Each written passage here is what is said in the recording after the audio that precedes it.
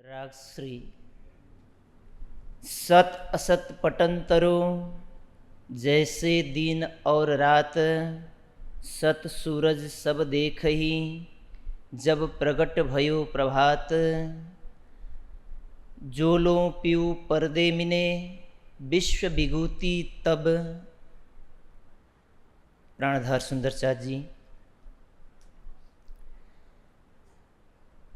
तारतम वाणी के अंतर्गत ये कलश वाणी का प्रकरण है।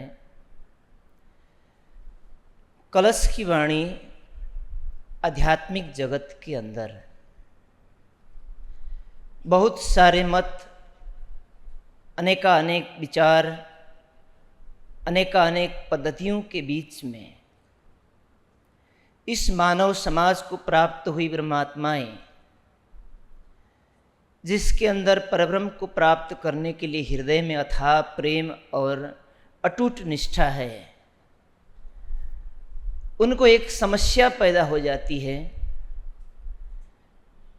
यदि हम किसी एक विशेष ग्रंथ का पठन करते हैं, ग्रंथकार की जो भावनाओं में डूब जाते हैं और उस परम सत्य को जानने के लिए उस धारा की ओर प्रभावित होकर के आगे बढ़ते हैं, तो उस पर हमारा हृदय निष्ठावान हो जाता है। अब समस्या आगे चल करके कहाँ आती है? जब दूसरा कोई व्यक्तित्व तो हमारे सामने अपना संपूर्ण जीवन का अनुभव, अपने आध्यात्मिक उपलब्धि और अनुभूतियों को अपने ग्रंथों के और अपने अनुभव के साथ सामने पेश करता है, तो वहाँ भी हमारा हृदय निष्ठा को प्रस्तुत करता है। इस अवस्था में जब आप गीता को पढ़ते हैं तो गीता पर निष्ठावान हो जाते हैं, वेद पढ़ते हैं तो वेद पर निष्ठावान हो जाते हैं, दर्शनों को पढ़ते हैं तो दर्शन पर निष्ठावान हो जाते हैं। जिस भी ग्रंथ को पढ़ते हैं, जिस व्यक्ति ने अपने जीवन में आध्यात्मिक अनुभूतियों को बटोर करके जिस ग्रंथ में प्रस्तुत किया है, उस पर हमारी हृदय कहीं न कहीं निष्ठा प्रकट करता है। लेकिन तारतम वाणी ये कहती है कि एक परब्रह्म के चरण कमल के प्रति निष्ठावान होना ही सच्चा आध्यात्मिकता और सच्चा धर्म का एक रूप है। इस अवस्था में ये कलश की वाणी वेद पक्ष, कतेब पक्ष, वेद पक्ष के अंदर तमाम धर्म ग्रंथ और कतेब पक्ष के अंदर उपस्थित तमाम धर्म ग्रंथ जिस परब्रह्म को प्राप्त करने के लिए निर्देशन करते हैं, मार्गदर्शन करते हैं, उन सब का एकीकरण करके एक ऐसा सरल मार्ग प्रस्तुत करता है ये कलश की वाणी, कलश किताब।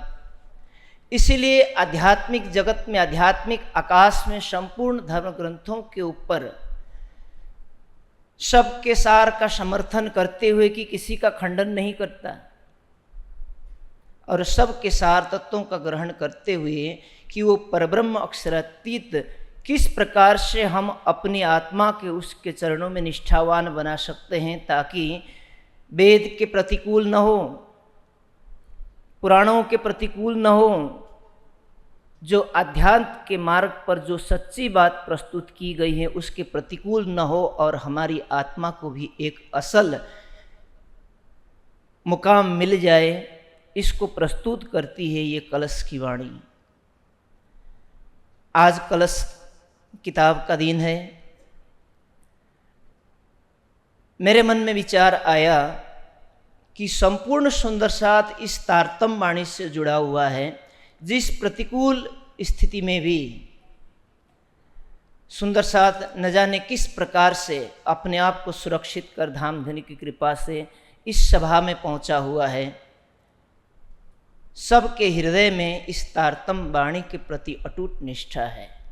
तो ये तारतम वाणी की 14 किताबें हमें क्या देती हैं? जब समुद्र मंथन हुआ,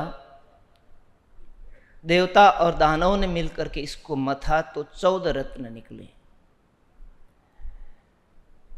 धामधनी अक्षरातीत का इस कालमय के ब्रह्मांड में आगमन हुआ।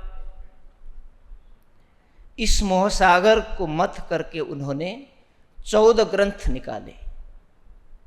और इन 14 ग्रंथों में वो रत्न हमारी झोली में डाल दिए हैं, जिन रत्नों को हमें यहाँ काल माया के ब्रह्मांड से जब हम अपनी परात्म में मूल मिलाव अपने निज तन में सफ़र करेंगे, उसके लिए हम चलेंगे, तो इन 14 रत्नों की आवश्यकता हर सुंदर साथ को पड़ने वाली है।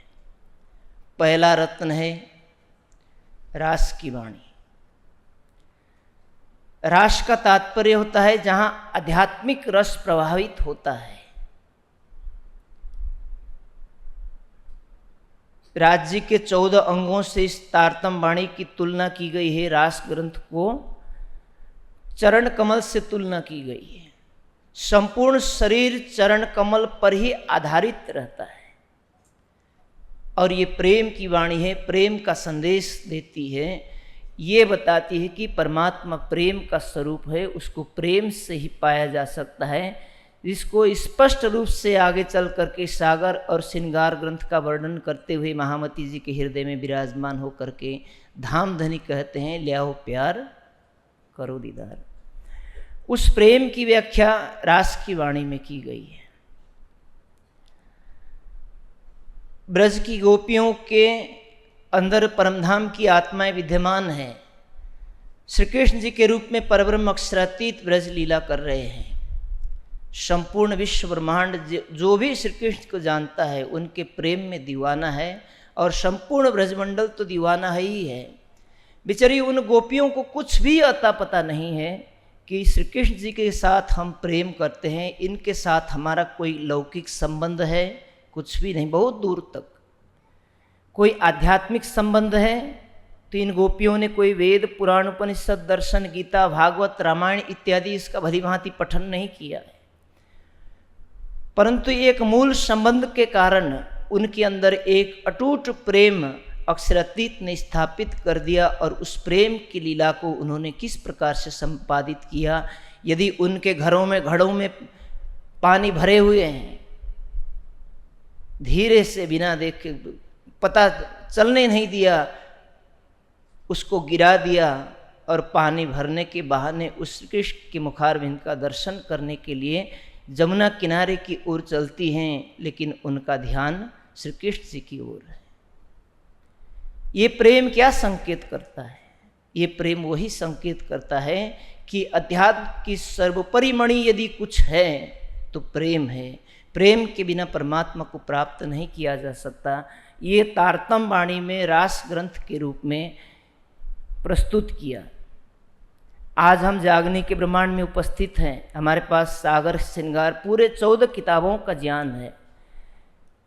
जिनके हृदय से तारतम वाणी की 14 किताबें प्रकट हुई, उनके सानिध्य में रहने वाले ब्रह्ममुनियों ने परनाजी में पहुंच करके आपके हमारे जैसे इस पंचभौतिक शरीर के साथ रहते हुए उस 25 पक्ष परमधाम का साक्षात्कार किया और उस 25 पक्ष परमधाम का किया हुआ साक्षात्कार अपने बुद्धि और अपने अंगों के बल से उस 25 पक्ष परमधाम को लकड़ियों से तराश तराश करके 25 पक्ष के रूप में तैयार कर दिया।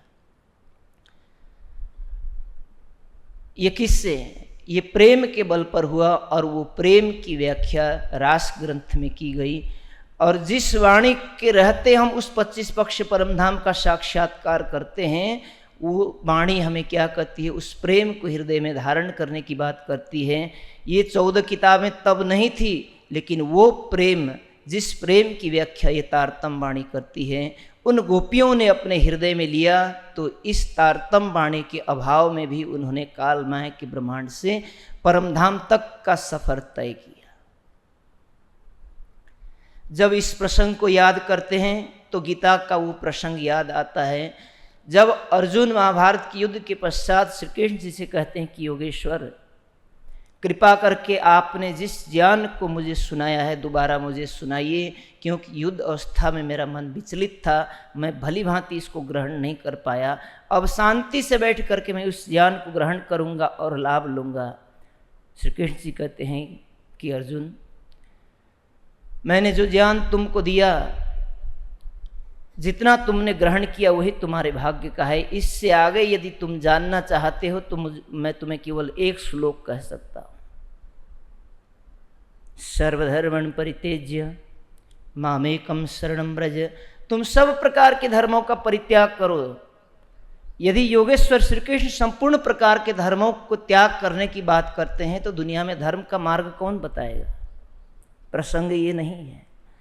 प्रसंग है जिस ज्ञान योग, भक्ति योग और कर्म योग की बात मैंने तुम्हें 3 पादों में गीता में तुमको सुनाया, यदि तुम भूल गए तो तुम उस सब को भूल जाओ।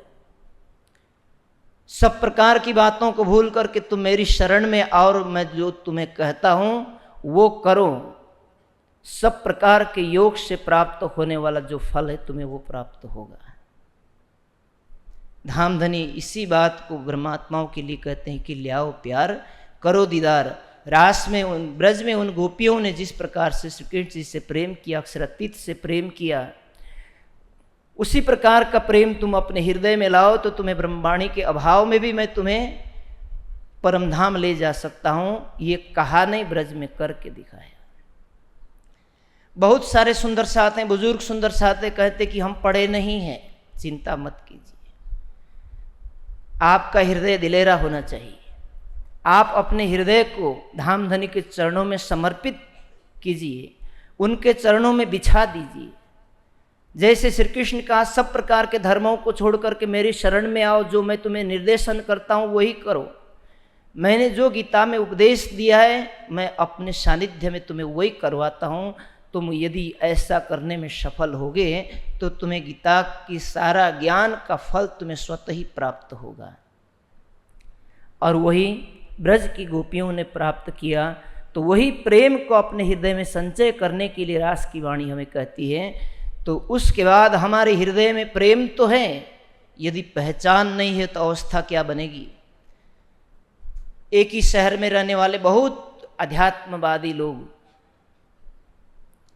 जब अपने घरों से बाहर निकलते हैं तो हर मोहल्लों में अनेक अनेक इष्टों की, अनेक अनेक महापुरुषों की, अनेक देवी देवताओं की मंदिरों में जा कर के अपनी अपनी निष्ठा प्रकट करते नजर आते हैं। इसीलिए प्रकाश की वाणी हमें पहचान कराती है कि हमें अपनी निष्ठा कहाँ प्रस्तुत करनी चाहिए। हमारी आत्मा का मूल संबंध किसके साथ है? जिसने इस सृष्टि को रचना किया और संपूर्ण ब्रह्मांड को अखंड करने की हिम्मत रखता है और संपूर्ण ब्रह्मांड को अखंड करके अपने निज स्वरूप में लौटता है। वो स्वरूप कौन है? जिसके साथ मेरी आत्मा का अनादि संबंध है। ये प्रकाश की वाणी हमें पहचान कराती है। ये दूसरा रत्न है। जब हम कालमय के ब्रह्मांड से अपने मूल परातम तक सफर करना चाहेंगे तो आपके पास पहचान रूपी रत्न होना जरूरी है। अपनी झोली में उस पहचान रूपी रत्न को संजो करके रखने के लिए आपको प्रकाश की वाणी मिली है। प्रेम हो और पहचान हो तो प्रेम क्या करता है? प्रेम की गतिविधि क्या है? जिससे हम प्रेम करते हैं, यदि वो हमारे सामने पल पल नज़र के सामने न हो, यदि हम उसको पल पल न देख पाएं तो हमारी स्थिति विरह को प्राप्त हो जाती है। उस विरह की वाणी तीसरा रत्न खट्रुति की वाणी। खट्रुति में महामती जी ने जिस प्रकार से अपने प्रियतम अक्षरातीत धामधनी स्वयं हृदय में विराजमान है, लेकिन प्रत्यक्ष रूप से उनको निरंतर देखने की जो उनकी चाहत है, उस चाहत ने उनको विरह की अवस्था को प्राप्त कराया। और उस विरह की अवस्था को ब्रज की गोपियों ने भी, जिन्होंने प्रेम का पराकाष्ठ संदेश दिया, उन गोपियों ने भी उस विरह को दर्शाया। जब उद्धव संदेशा देने के लिए जाते हैं कि गोपियों अब तुम श्री कृष्ण के नाम का विरह मत करो, यदि तुम उनको प्राप्त करना चाहते तो योग साधना करो। और जिन ऋषियों ने योग साधना के द्वारा जिस प्रेम की अवस्था को प्राप्त करने की ललक हृदय में रखते हैं, कहीं उससे आगे पहुंची हुई वो गोपियां कहते हैं कि उद्धव अब हम योग साधना के द्वारा उसको याद करने की अवस्था में नहीं है, उसकी यादें हमें विरह की उस अवस्था में पहुंचा चुकी है।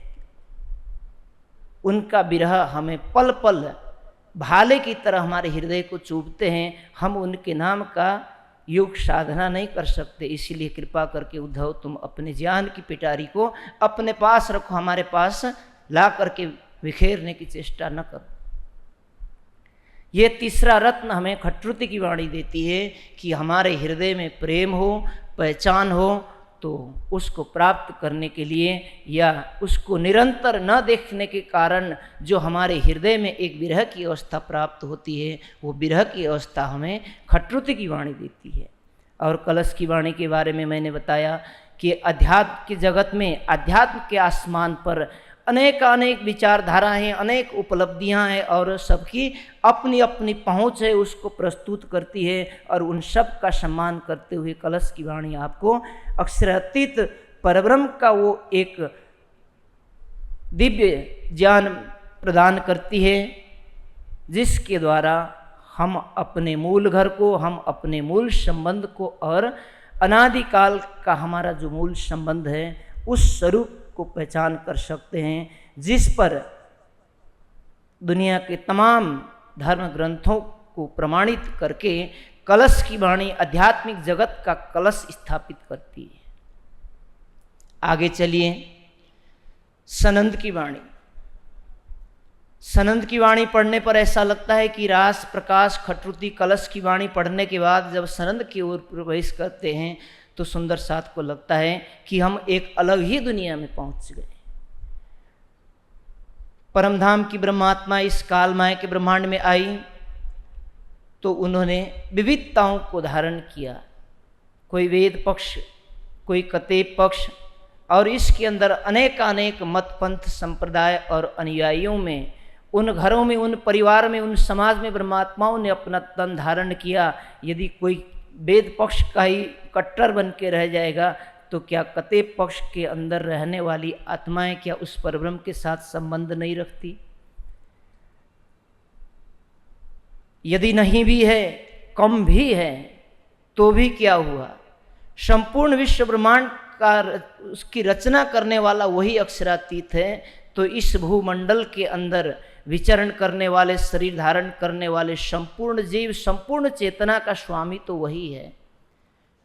तो क्या सब मिल करके हम एक वृक्ष के नीचे खड़े होकर के एक स्वर में एक परब्रह्म की उपासना नहीं कर सकते? देश, काल और परिस्थिति के अनुसार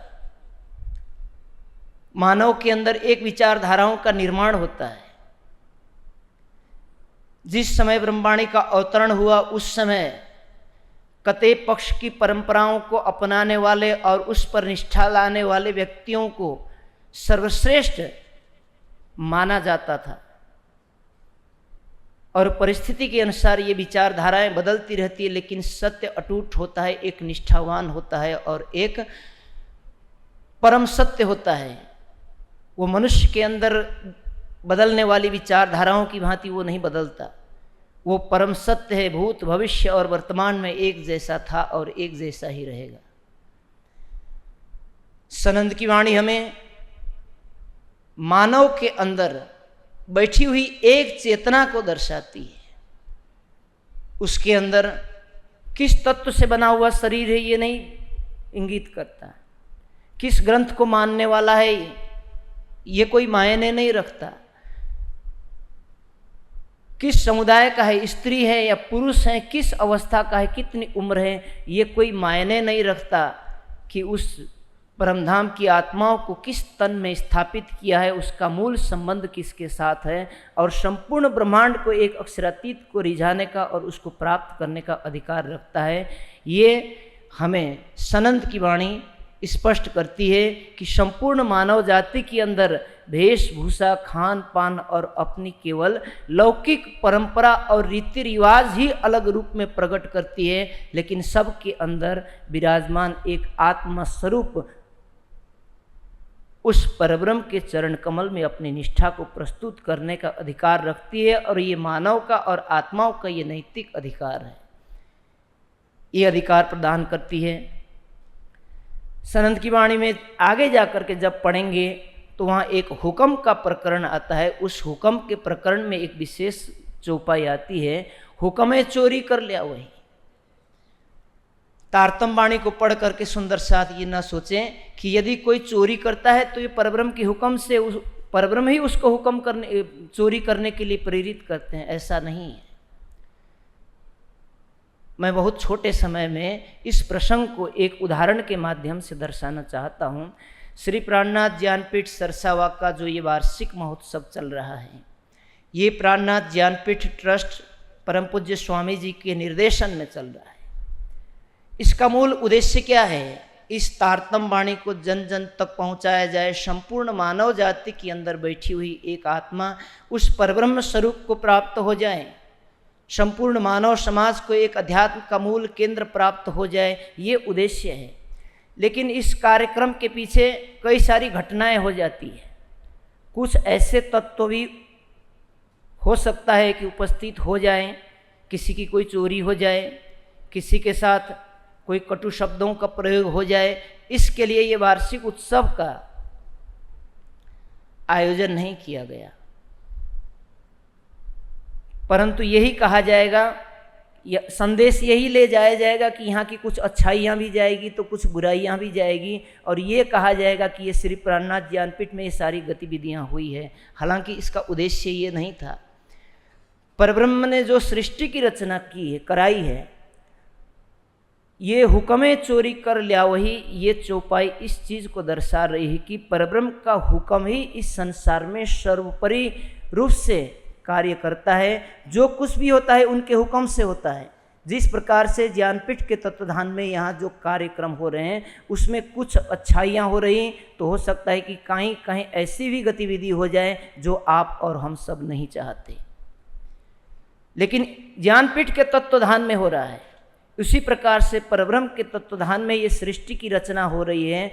इसके कण कण में परब्रह्म का हुक्म इस प्रकार से व्यापक है, उसके हुक्म से ही संपूर्ण सृष्टि बनती है, पालन होता है और इसका संहार होता है। इस चीज़ को दर्शाने के लिए ये कहा जाएगा कि इसके अंदर जो कुछ भी हो रहा है वो संपूर्ण परब्रह्म के हुक्म से, श्री राज जी के हुक्म से हो रहा है। सुंदर साथ ऐसा ना सोचें कि यदि कोई इस प्रकार का कार्य करता है तो वाणी कहती है कि हम तो राज जी के हुक्म से ही कर रहे हैं।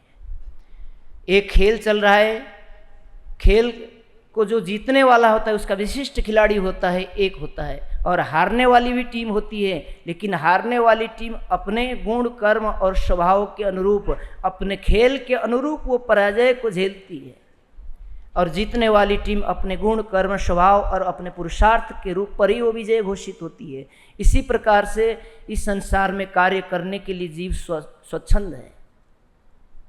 जिसने शरीर धारण किया है वो शरीरधारी प्राणी कार्य करने के लिए स्वच्छंद है, परंतु फल भोगने के लिए अवश्य एवं भुक्तव्यम कृतम कर्म शुभाशुभम, ये भी विधान बना हुआ है ताकि कोई गलत कार्य न करें। इस प्रकार से सनंद की वाणी हमें परब्रह्म के हुक्म से किस प्रकार से संसार में सर्वव्यापक हैं और उसी के हुक्म के आधार पर ही सब कुछ चल रहा है, ये प्रकट करती है। किरंतन की वाणी देश काल और परिस्थिति के अनुसार श्री जी के साथ जहाँ भी पहुँचे, सुंदर साथ को जैसी जैसी स्थितियाँ आई उस स्थितियों को सामना करने के लिए जो जो प्रकरण अवतरण होते गए वो किरंतन ग्रंथ में रखा गया। विक्रम संवत 1714 से लेकर के हफ्सा के जेल में जब रास की वाणी प्रकट हुई उससे पूर्व से लेकर के 1748 तक ये वाणी अवतरित होती रही और पूरे किरंतन ग्रंथ में समेटा गया। उसके बाद खुलासा की वाणी आती है। खुलासा की वाणी हमें क्या चीज़ देती है, कौन से रत्न को देती है? खुलासा ग्रंथ में जिस प्रकार से हम इस संसार में अनेक भाषाओं का प्रयोग करते हैं, अनेक मतों में रहते हैं, कोई जल के लिए वाटर शब्द प्रयोग करता है, कोई पानी शब्द प्रयोग करता है, कोई आब शब्द प्रयोग करता है, कोई तोया शब्द प्रयोग करता है। सब अपनी अपनी परंपरा और अपनी अपनी एक भाषा के अनुसार उसका प्रयोग करते हैं, लेकिन तत्व वही है।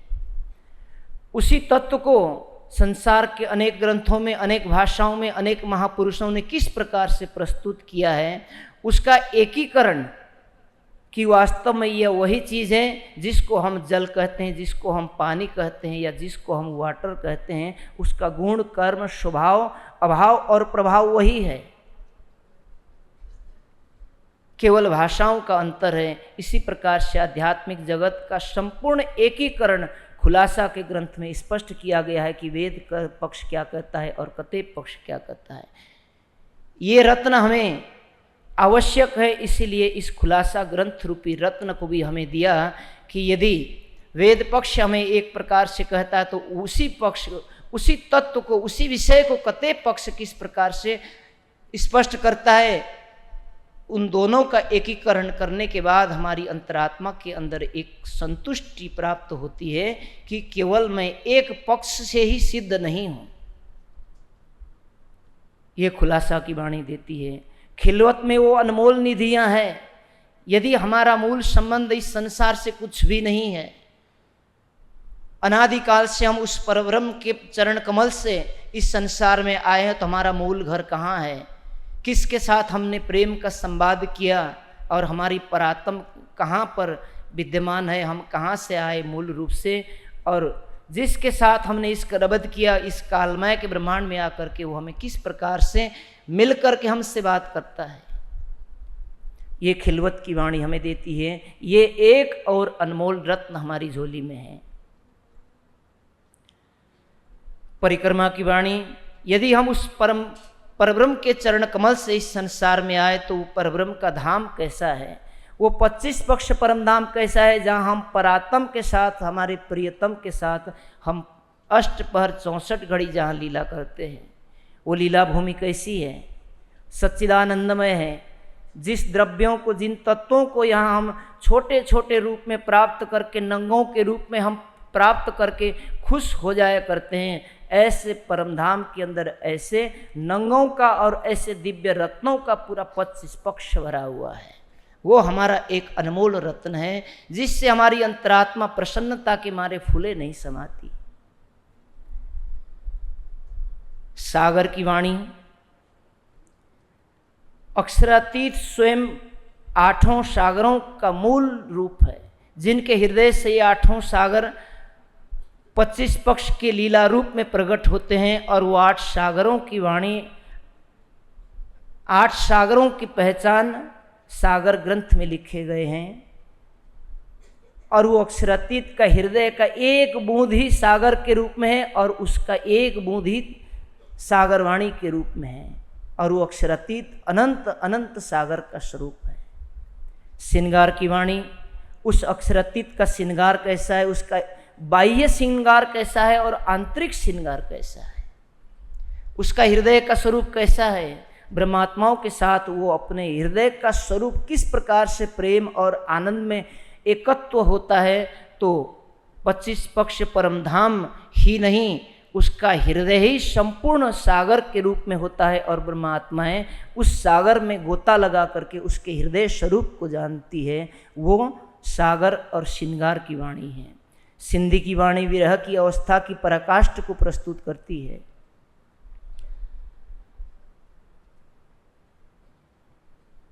श्रृंगार के बाद जो सिंधी की वाणी है, ये हमें इस प्रकार से विरह की पराकाष्ठ को प्राप्त कराती हैं और उसका परिचय कराती हैं और वो दावा पेश करती हैं कि साक्षात अक्षरातीत ही मेरा प्रियतम है और उसके साथ मेरा कोई भिन्न अस्तित्व नहीं है। इतना मजबूत दावा हृदय में प्रकट करने का अवसर हमें सिंधी की वाणी देती है। उसके बाद मार्फत सागर, नूर सागर शूर मार्फत। नूर क्या है? तारतम वाणी। तारतम वाणी में भी जब मारिफत की अवस्था में पहुंच जाते हैं तो मैं आपको विशेष बात बता रहा हूँ। शुरुआत की अवस्था में जैसे ही हम किताबों के काले अक्षरों को पढ़ करके हम अपनी बुद्धि के पर्दे को हटा सकते हैं, उसी प्रकार से शुरुआत से लेकर के जब आप आगे बढ़ते जाएंगे, जिस प्रकार से तारतम वाणी हमें निर्देशन करती है, उसी प्रकार से उसके साथ साथ हम आगे चलते जाएंगे तो एक दिन ऐसा आएगा कि जिन शब्दों को हमने कागज़ के काले अक्षरों में देखा था वो हमारी अंतरात्मा उस 25 पक्ष परमधाम को और अक्षरातीत के युगल स्वरूप को और अपनी परात्म स्वरूप को अंतरात्मा, जैसे हम किताबों के अक्षरों को आँखों से पढ़ते हैं ऐसे अंतरात्मा की दृष्टि से उस अक्षरातीत को और 25 पक्ष परमधाम को पढ़ा जाता है। ये मारिफत की वाणी हमें बताती है।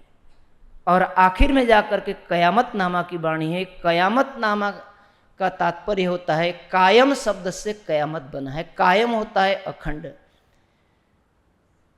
परमधाम की जिन आत्माओं ने इस संसार में नश्वर स्वरूप को धारण किया, इस नश्वर स्वरूप को किस प्रकार से छोड़ें और अपने अविनाशी उस परात्म को कैसे प्राप्त करें, ये आत्मा किस प्रकार से कायम को प्राप्त होगी, कायमी को प्राप्त होगी और संपूर्ण चेतना, संपूर्ण जीव इस संसार में से चल करके 8 भविष्यों में आत्मा स्वरूप में हो जा करके किस प्रकार से अखंड होंगे, उसका स्पष्टीकरण हमें कयामत नामा की वाणी कराती है, उस अवस्था में पहुंचाती है। तो ये तारतम वाणी के 14 ग्रंथ 14 रत्नों के रूप में जो आत्माओं को इस कालमय के ब्रह्मांड से परमधाम तक का सफ़र करने के लिए उसके अंतर्गत आपको आवश्यकता पड़ने वाली चीज़ें हमें इस तारतम वाणी के 14 रत्नों के रूप में धामधनी ने हमें प्राप्त कराया है। इन 14 आवश्यक रत्नों को हर सुंदर साथ अपने हृदय में मंथन करें और अपने हृदय में इन रत्नों का रत्न एकत्रित करके अपने आध्यात्मिक जीवन को सफल बनावें। और जो सुंदर साथ इस वाणी से जुड़े हुए हैं, इस वाणी की इस प्रकार की एक महत्ता को हृदय में धारण करके अपने हृदय को प्रेम में डुबाएं और आखिर में जा करके उस परब्रह्म स्वरूप को और अपने परात्म स्वरूप को प्राप्त होने के लिए जो चीज़ हमें मिली है उसका सदुपयोग करें। इन्हीं शब्दों के साथ मैं अपने प्रसंग को विराम करता हूँ। बोलिए श्री प्राणनाथ प्यारे की।